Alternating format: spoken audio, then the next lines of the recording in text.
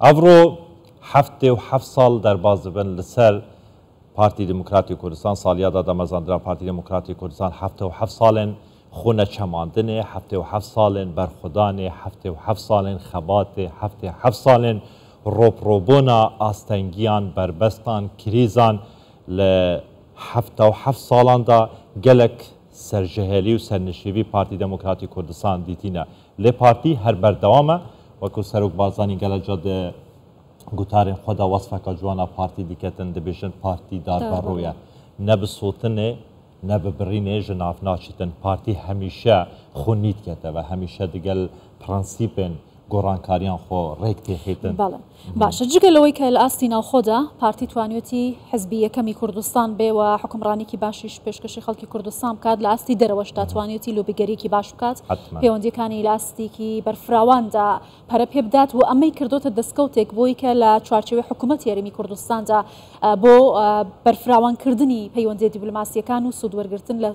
چوارچێوەی بەرژەوەندەکانی خەڵکی یاریمی کوردستاندا بەکاری بهێنێت لە ئاستی دەرەوەدا ئەم پەیوەندیانە زۆر فراوان بوون هەر لەو کاتەوە تا ئێستا توانوێتی کە کۆمەڵێک سیاسەتی ژیرانە و حەکیمانە بۆ بەرژەوەندی هاوڵاتیانی هەرێمی کوردستان بەکاربهێنێت ئێمە سەبارەت بە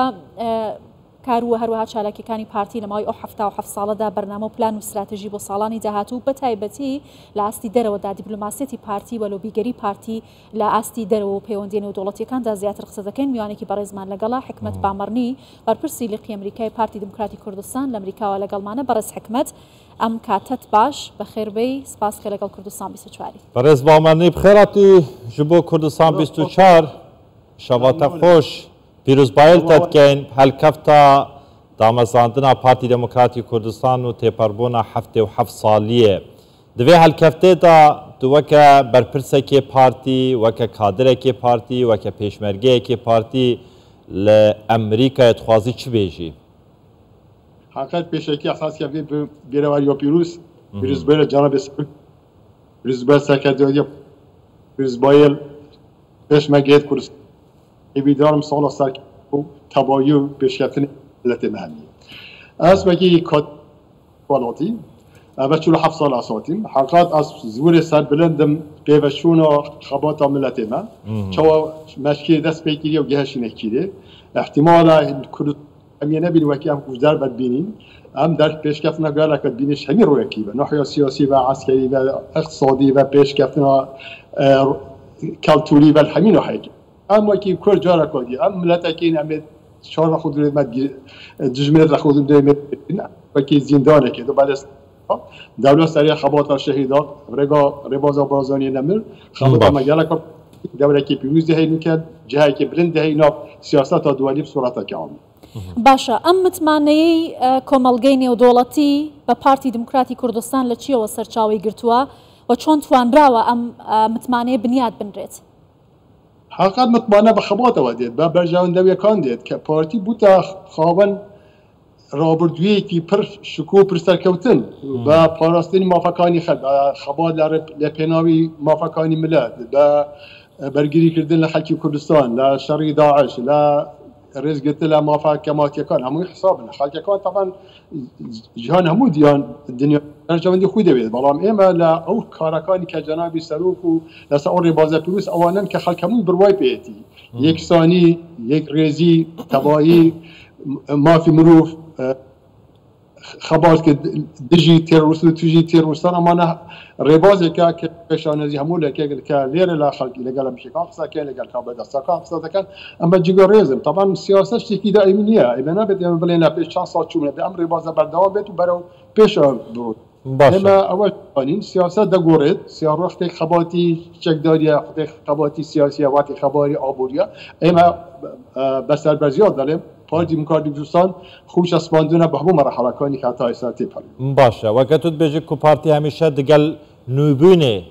نوڤەبوونێ خۆت گونجینیتن نەها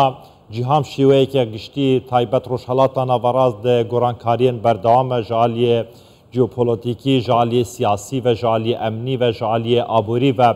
pîwîst e yan divêt partî çawa xwe digel van gۆڕانkariyane biguncînîtin بۆ vê çendê weke xwe bi hêz bimînîte ve li saha siyasî da حقیقت حق امریکی بجن همی سیاستش مال مروی تثبیت کرد که بیت امنا خودت باش بین حق امنا خودت باش بین خرج حساب کارزات الجرم کرد حقیقت بوچور ما کی کادر کی پارتی و کی مطابق رواز آبازنی هم طرف و مالامه ای بید هم یک دو بگیرین چون حتی هم یک ریزی ما قوت بید خد پتر حسابی بوم کرد خد جواب منابر خودته خد نابر خودت ما کام پارتینا احزاب دینه بالاخره ما کی کرد بد ام کی کرد تصرف بکین طبعا این قدامه خاصه دو بری مجي تحسب كو مصر بمكان عاده قصق هاي الفرق وتسد جبنا مال الهيبي كما جاي جدو كاد ما تفريخي بخيت بلا